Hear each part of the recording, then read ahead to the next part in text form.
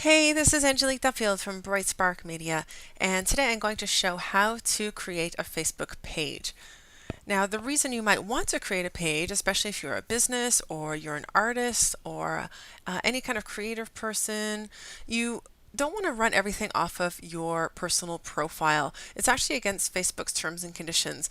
And besides that, it's really better for you to be using a Facebook page because it has a lot more business type functionality. For instance, you can run Facebook ads, you can run contests, you can, it's fully public, so it's also searchable by Google, which is great for search engine optimization, especially if you start to optimize it. Now, I'm not going to get into all of that today, that will be in different videos, but especially if you start to put in more information into your About section, that's the only place that Google or any search engine can actually search. It cannot go into your Facebook posts. So it's really important to have an About section that has a lot of keyworded information that's related to your business. So the type of business that you are and the type of people that you help and the services that you offer or the products, that's all the stuff that you want to have in there. All right, so if you wanted to start a brand new page, if you've got a page already, you can just go in this section, just a little down arrow there, and create a page. But if you're starting from a brand new page, you're probably on your personal profile and want to figure out how to do it from there. Now, it's not really obvious. Again, you can go down to create page, or if you've ever been on another page, you'll see, let's just go to Coke, for instance, and you'll see a little thing right up here to create a page. So as always with Facebook, there's lots of different ways to create a page.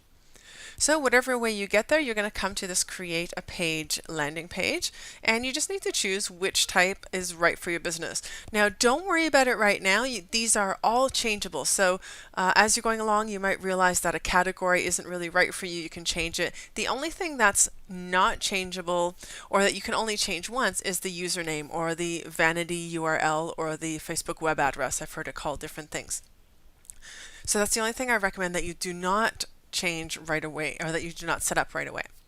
So for a lot of businesses, if you're a brick and mortar business, so if you're actually a physical location selling products or services, then you definitely want to use this one because this is the one that adds a map and product or service reviews.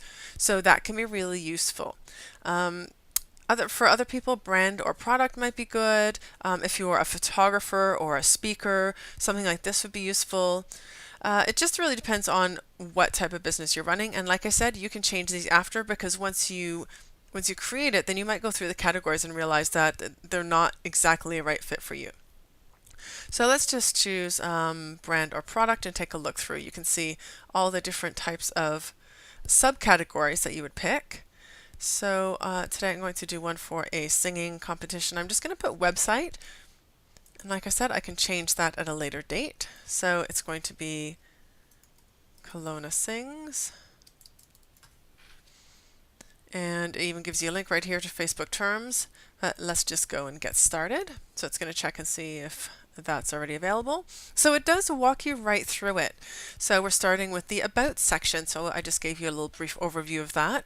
So it gives you some tips. So what your page is about.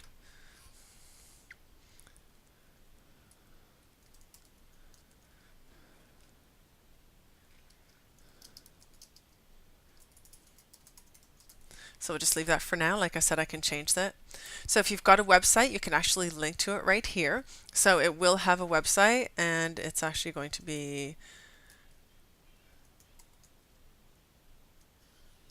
this is the name of the competition. So you can actually link it after. You don't need to put that in right away. You can have lots of different websites that you can add. So again, don't worry about it. You can change all of these. Now this is the one that I said do not put in right away because this is kind of important to have some keywords in there and you only get to change this once. So it says right here can only be changed once. So I would skip that for now and you'll see what happens. It's not a really big deal, but just have a little bit of a think about it. So save the information and move to the next page. So you can upload your profile picture or import from a website. So I'm just going to skip that for now. And add to favorites. So it's just asking me if I want to add it to my own favorites so I can find it for easier reference later. So that's fine. I'll do that. and goes to the next step. So you can choose who you want to see it, or you can just leave it. So in this case, I actually want it to have a younger audience as well, because it's for 15 to 25-year-olds. But of course, the parents are going to be looking at this as well. So you can add these things in here. You can do that later, or it actually kind of Facebook actually kind of does that for you as you're going along. So this is kind of helping you with advertising later, but again, like I said, your Facebook page is really meant for business, so Facebook's trying to help you as much as possible. So interests, of course, will be music. So if you've ever done Facebook ads, these are the sort of things that you see in ads. So it really does try and help you to get in front of the right people right away. So I don't see anything really relevant here. Entertainment is probably the best fit. Maybe TV would be good. Reality shows, I guess. Music.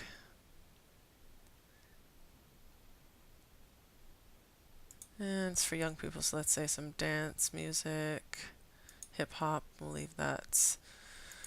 I'll just pick those few, and that's it. So we can move on to the next. So you don't have to do all of these, but it's not a bad idea to set that up.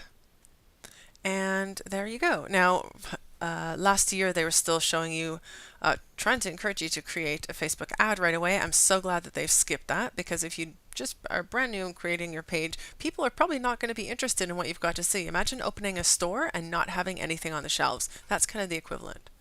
So this is the little tour. It just gives you a tour of what's on your page and things that you might want to set up.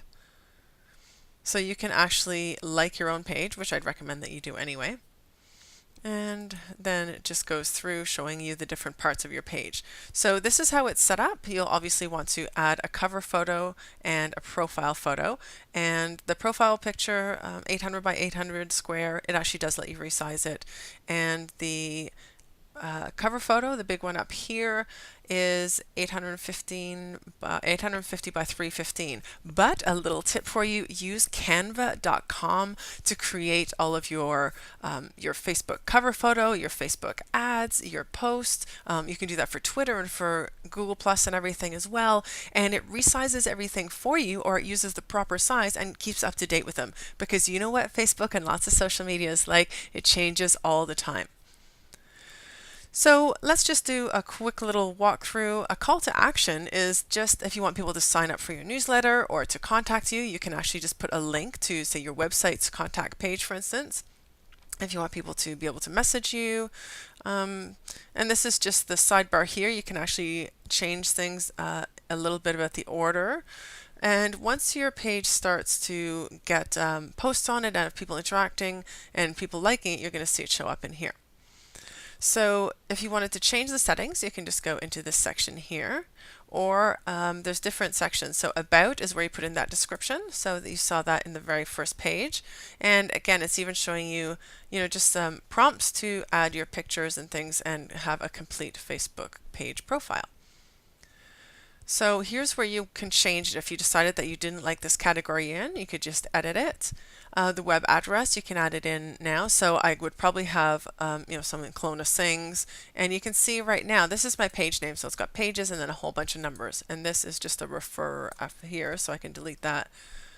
And that's what the page would look like. If you just landed on the page, that's the page name. So it's still got the page name in here. It just got a bunch of numbers after it.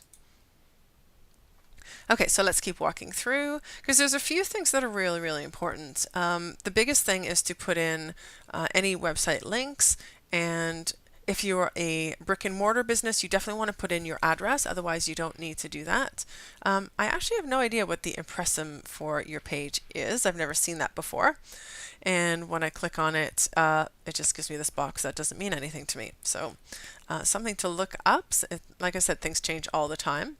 So here's where you can add lots of information. So the long description about your page and the company overview are the really important ones. So the overview is what shows up on your page just right under the cover photo. So I think it's about 140 characters. So it's really important that when people land on your Facebook page, they can see exactly what it is and what you can do for them. Then the company, the long description, you can have links in there. You can have, calls to action. If you're a service provider, for instance, I do coaching and consulting. I'll talk about the type of clients that I serve and what I can do for them. So social media training, social media workshops, event and business photography. And then I might have links to my website or even a link to, a free opt-in offer. So it sends people to a landing page and I can build my email list. And all of these other things, I'll just let you walk through and put them in here. You can actually have multiple websites and just put commas between them. So you just edit it. And the websites could be like your Twitter page and your Pinterest page and things like that. So the official page is, if for instance it's like a Britney Spears fan page, then that's where you would link to the official page. So they know that you're not trying to impersonate her. You're just making an appreciation page. Okay, so some of the other ones that you want to look at is going back here to, let's just go back to the timeline. And looking at the settings, this is what you can go through yourself, but some of the most important ones you want to let people you want to be able to let people tag you, because this helps you to get visibility. I would allow people to message me, so definitely want to have that button on there. And since it's a public page, I do want to allow it to show up in the news feed, so I do want to have targeting. Anyone can post to my page timeline and add photos and videos? Yes, because you really want to get interaction on your page. And of course, this is a big one. I've heard a story about somebody who didn't have their page published. They wanted to make sure that they set up their description and everything well first, and then they forgot to turn it on. And about 6 months later, they couldn't figure out why they were never getting any likes or comments or anything. And then they realized they'd forgotten to publish their page. So they've been creating all this content and nobody had actually seen it for about 6 months. Okay, so page moderation, depending on what your business is, you might want to put like swear words and things like that in, or restrict ages and countries, but I'll leave that up to you to decide on those. If you've got another page and you want to merge them, sometimes people have created multiple pages in the past, then it allows you to do that. And sometimes there's community pages that have been created, so sometimes you want to merge those. So this you do want to be suggested when similar pages are, oh, okay, I don't know why it's giving me that, save changes, okay. So you do want to be shown when there's other pages that are similar to yours. So definitely include that, because that's just giving you a little bit more visibility when other people have a similar website, maybe in Kelowna or about singing or something like that. So the page info, like I said, it's under that other tab now. It even lets you go there directly from here. And just kind of walk through. You can have one or the other of these, posting as yourself or as a page. Notifications, so if you want to get notified of everything that's happening on the spot, or if you want to just have it every once in a while. Page roles, so this is the admin. You can have people who are just updating content, moderator, advertiser, that's it, people who are doing Facebook ads. So it's just different levels of authority. I really recommend that you have 2 people as admins on your page, just in case somebody gets locked out, the page gets deleted for whatever reason, so that you can at least still be involved in your Facebook page, because people are going to start contacting you for messages and interacting, and it's really important to keep that up.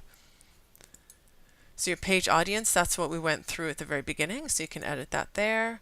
Probably don't have a lot of apps at the moment, but this is where you can add things like the Pinterest app and YouTube, so it shows it on your page, or you can collect emails from your newsletter and have the app tabs. That's what you see in the sidebar, and one of them shows right under your page as well. So I'll just go back to that in a second.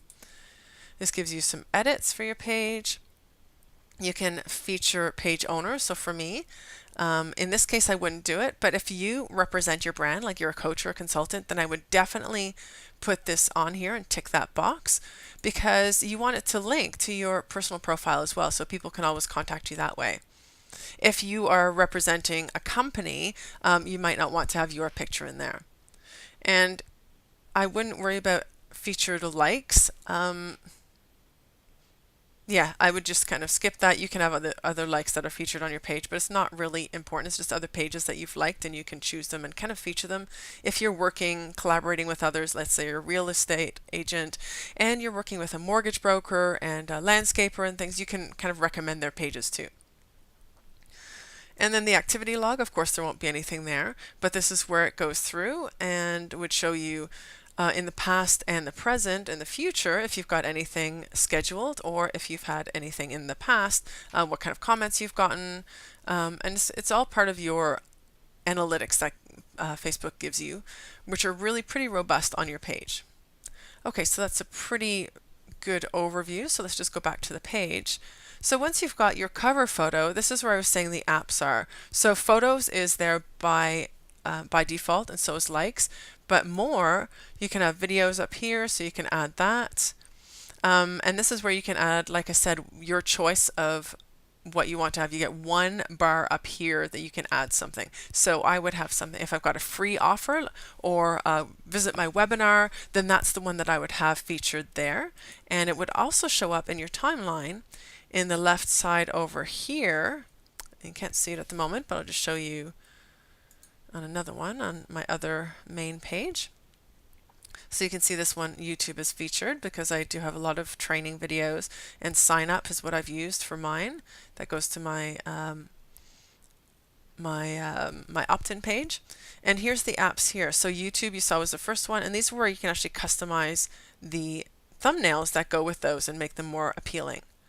So this is what a filled in page would look like. You can see this is the About section, and the About section is different for every category that you've chosen. So if you have a local business, then the About section will only show your phone number, your address, and the opening times if you are open or not. So you don't have the option to have the link and things like that in here. Yeah, I could probably take the link out now. It didn't used to have the link to my website. So I could probably get rid of that and have a few more keywords in that section instead. Okay, so that is a really brief and quick overview of how to set up your brand new Facebook page and just going through some of the really key settings that you're going to need.